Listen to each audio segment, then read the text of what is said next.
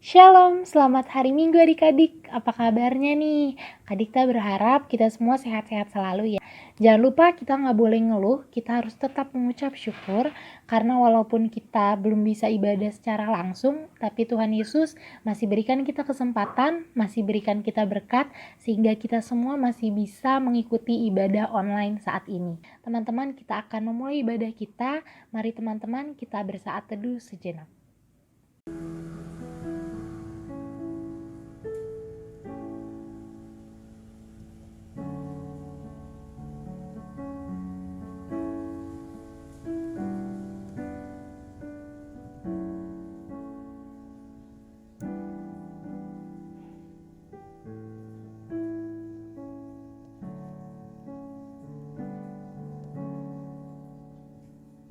Adik-adik, dimanapun kita berada, apapun kondisi kita, Kak Dikta percaya karena kasih setia Tuhan, maka kita disatukan melalui pujian dan penyembahan kita pada saat ini. Mari teman-teman, kita puji namanya, kita angkat pujian, pujilah Sang Pencipta.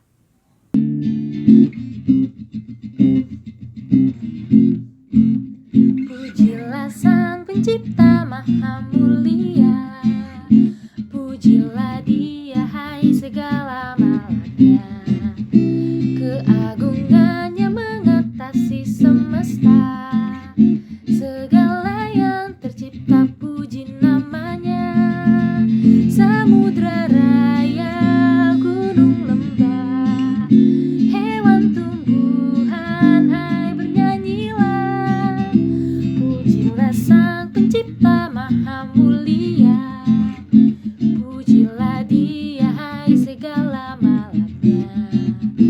Keagungannya mengatasi semesta, segala yang tercipta puji namanya.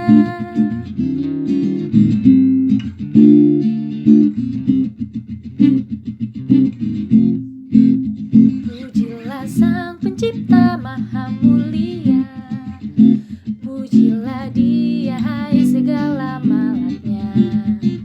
Keagungannya mengatasi semesta, segala yang tercipta puji namanya.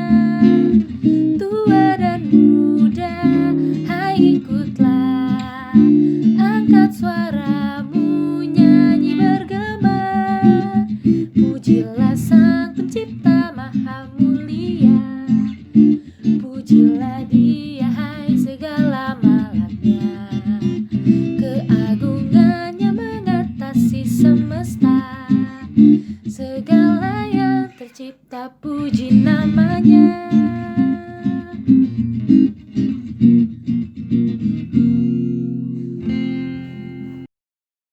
Mari kita bersatu di dalam doa. Tuhan Yesus, terima kasih Tuhan atas kasih-Mu kepada setiap kami anak-anak-Mu ini. Engkau berikan kami kesempatan sehingga kami masih bisa mengikuti ibadah PT lewat online ini. Tuhan yang berkati ibadah ini Tuhan dari awal pertengahan hingga akhirnya, agar biarlah semuanya pikiran kami terfokus kepada firman dan ajaran-Mu. Berkati setiap kami anak-anak-Mu ini Tuhan Yesus. Terima kasih Tuhan, haleluya, amin. Ya, teman-teman, tiba saatnya kita akan mendengarkan firman Tuhan. Mari teman-teman kita sambut firman Tuhan dengan menyanyikan pujian Sungguh Lembut Tuhan Yesus Memanggil.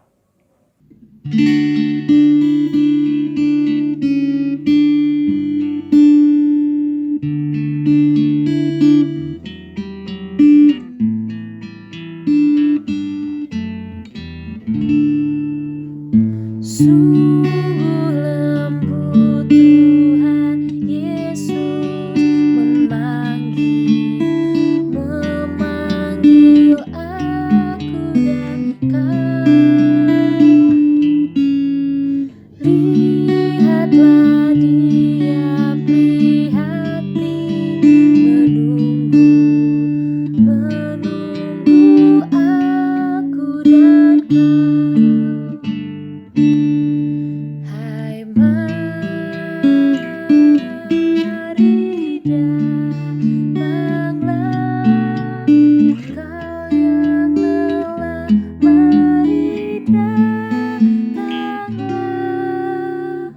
Sungguh lembut Tuhan Yesus memanggil kau yang sesat, marilah.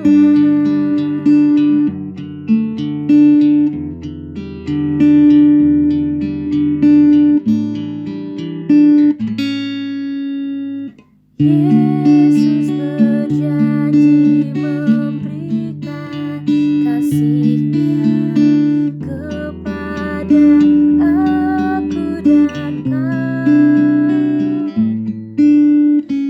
Ia mengampuni orang berdosa seperti aku dan kau. Hai mari datanglah, kau yang lelah, mari datanglah. Sungguh lembut Tuhan Yesus memanggil kau yang sesat, marilah.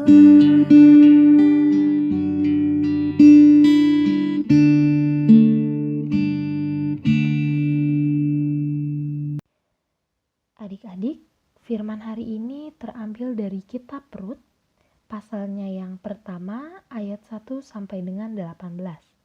Silakan dibuka kitabnya dari Rut 1 ayat 1 sampai 18. Kalau sudah ketemu dengan Alkitab yang terbuka, mari teman-teman kita bersatu di dalam doa.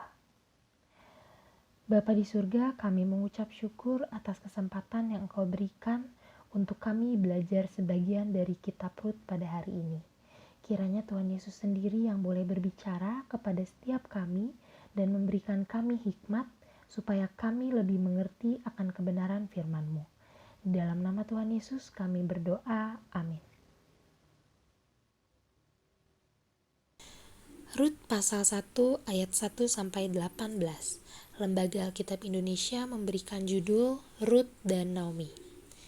Pada zaman para hakim memerintah, ada kelaparan di tanah Israel. Lalu pergilah seorang dari Betlehem Yehuda beserta istrinya dan kedua anaknya laki-laki ke daerah Moab untuk menetap di sana sebagai orang asing. Nama orang itu ialah Elimelek, nama istrinya Naomi, dan nama kedua anaknya Mahlon dan Kilion.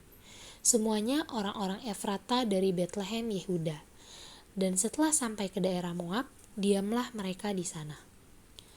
Kemudian matilah Elimelek suami Naomi, sehingga perempuan itu tertinggal dengan kedua anaknya. Keduanya mengambil perempuan Moab.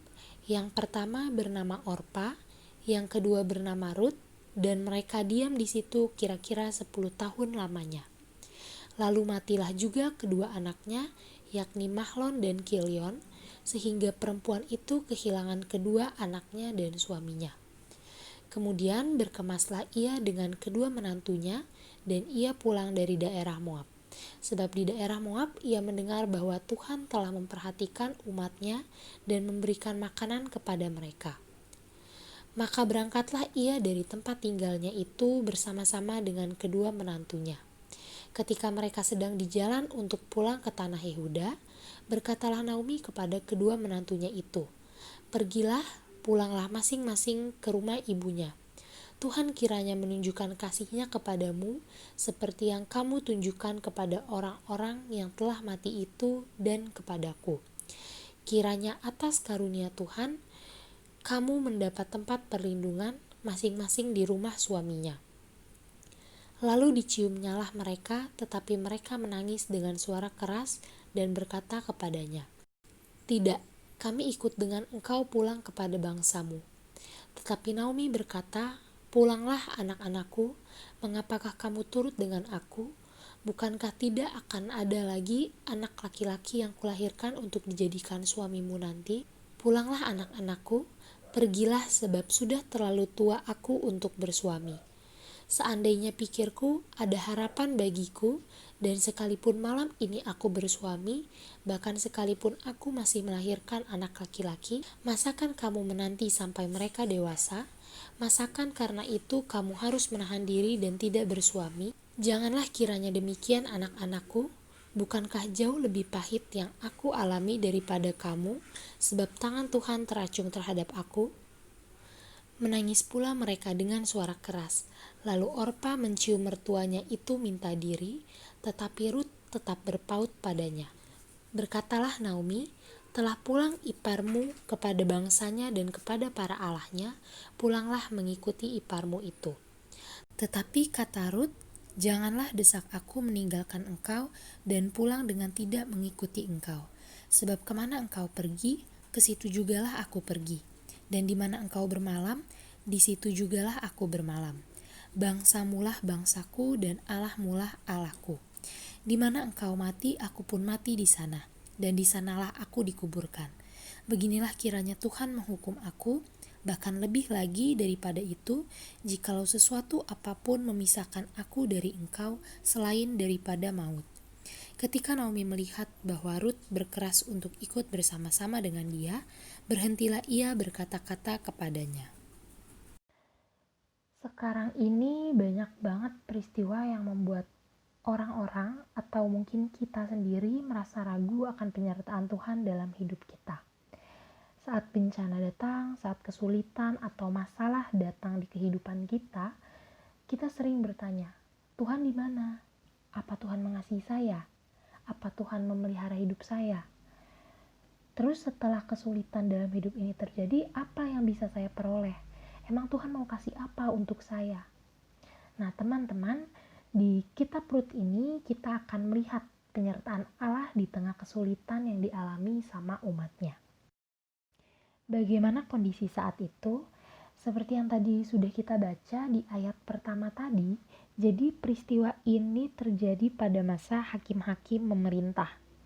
Saat itu terjadi kelaparan di tanah Israel, di Bethlehem, Yehuda.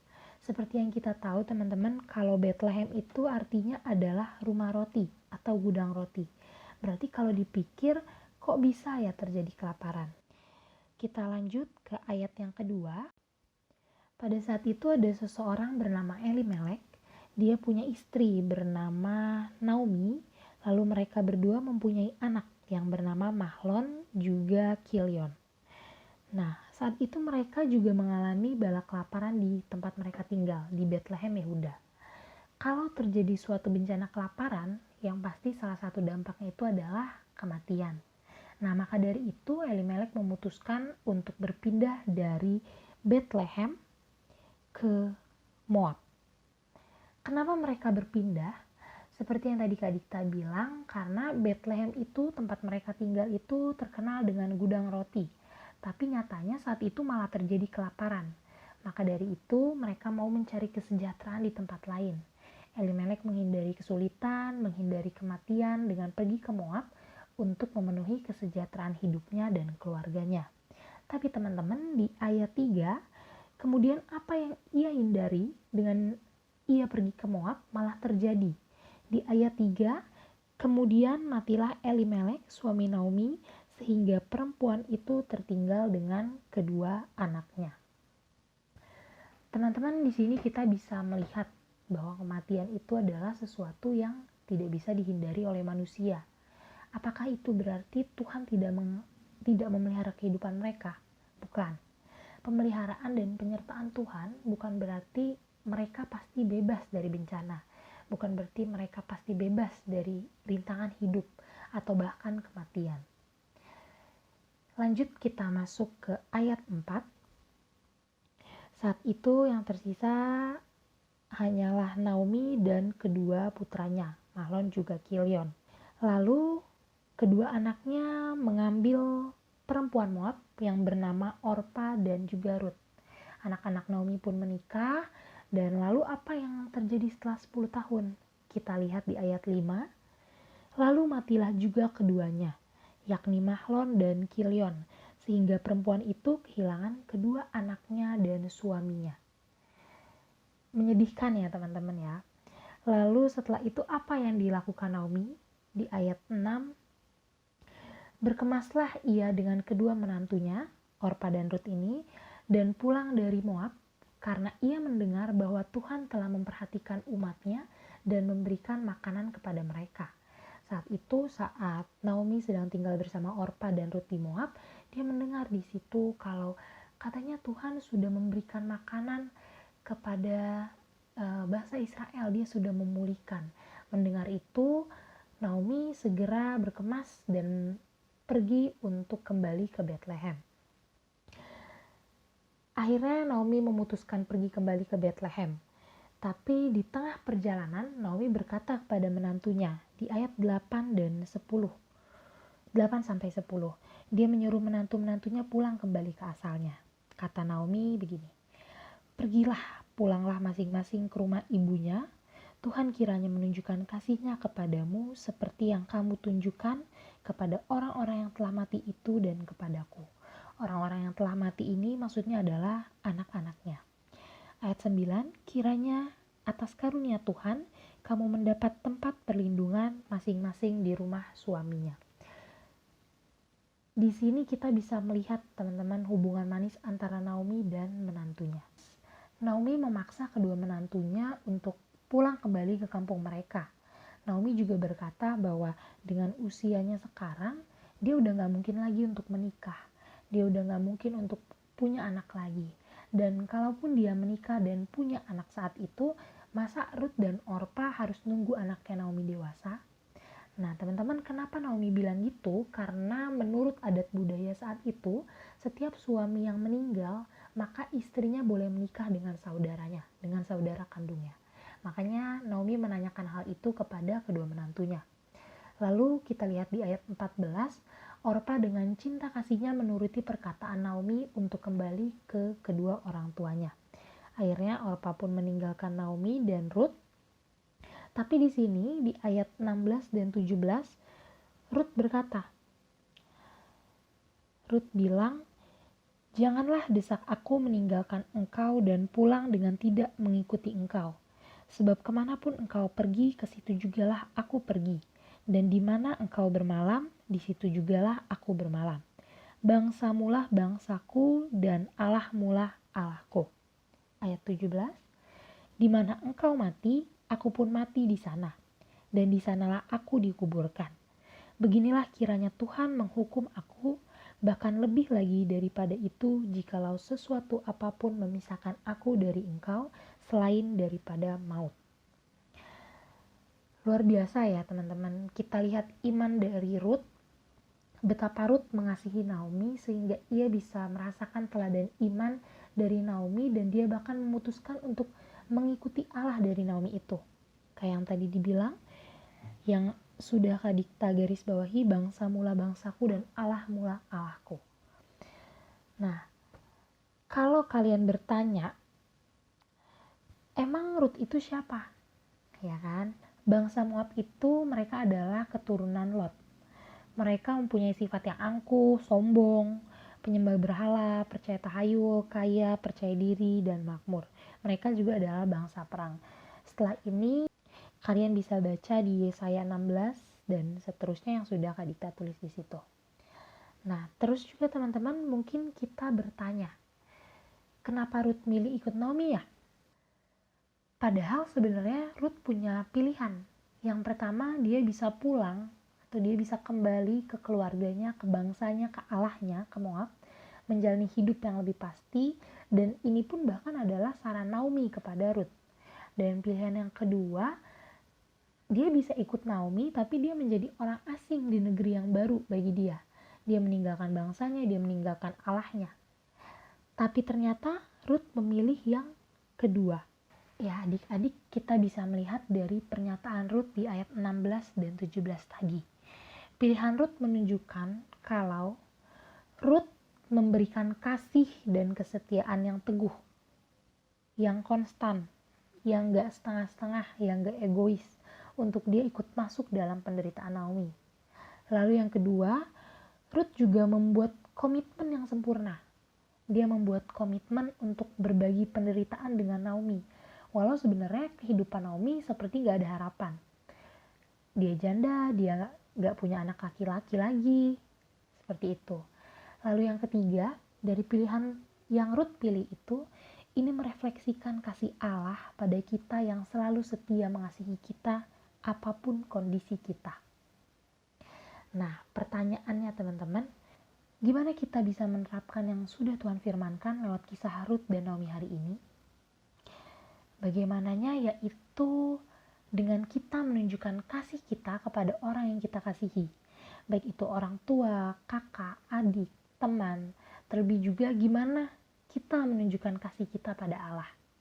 Dengan teguh, dengan sepenuh hati, gak setengah-setengah, tanpa ada maunya, dengan tulus pokoknya. Kita juga diingatkan teman-teman dengan komitmen kita, khususnya kita sebagai anaknya, kita sebagai pengikutnya. Apakah komitmen kita kepada Tuhan, apapun yang bentuknya yang udah kita buat, itu betul-betul sudah kita lakukan? Kita diingetin dari semuanya ini, kalau Tuhan amat sangat mengasihi setiap manusia apapun kondisi kita. Balik lagi teman-teman, apa kita juga mengasihi Tuhan seperti Ia mengasihi kita? Apakah kita sudah membagikan kasih itu untuk dunia ini? Tunjukkan kasih dan setialah dalam komitmen kita. Itu adalah apa yang bisa kita lakukan dari kisah Naomi dan Ruth yang tadi kita baca teman-teman. Kita sebarkan kasih dari Tuhan di dunia ini. Jangan lupa juga kita setia akan komitmen-komitmen dengan Tuhan yang sudah kita buat. Teman-teman, untuk setiap kita yang sedang dalam kondisi seperti Naomi, jangan khawatir. Bersyukurlah untuk kasih dan penyertaan Tuhan dalam hidup kita. Dan kita juga diingatkan untuk tetap percaya kepada Tuhan dalam kesulitan apapun dan tetap menjadi berkat dan menyebarkan kasih bagi banyak orang dalam kesulitan yang dihadapi. Demikian firman Tuhan, mari kita tutup firman ini dalam doa. Mari kita berdoa. Mengucap syukur Tuhan untuk kasih dan penyertaan-Mu dalam hidup kami. Meski banyak persoalan yang harus kami hadapi, tapi kami tahu tangan Tuhan yang selalu menopang hidup kami. Biarlah Tuhan dalam kesulitan hidup ini, kami dapat tetap menjadi berkat bagi banyak orang dan menyebarkan kasih-Mu dalam hidup ini. Terima kasih Tuhan Yesus. Amin. Mari teman-teman kita respon firman yang tadi sudah kita dengar dengan pujian kasih dari Tuhanku.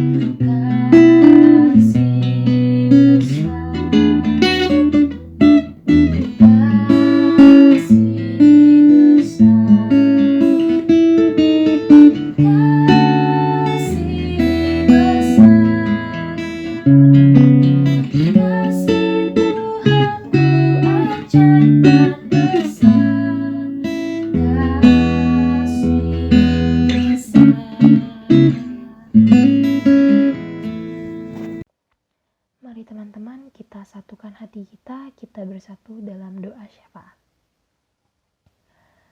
Kami datang menghadap hadirat-Mu Tuhan, mengucap syukur untuk kasih dan penyertaan-Mu yang tiada henti-hentinya dalam hidup kami. Ampuni kami Tuhan, apabila kami anak-anak-Mu ini seringkali lupa diri dan tidak bersyukur akan apa yang Kau percayakan kepada kami dalam hidup ini. Tuhan Yesus, dalam doa syafaat ini kami memohon penyertaan-Mu untuk kedua orang tua kami. Berikan mereka kesehatan, berkat, rezeki, dan kekuatan dalam mereka melakukan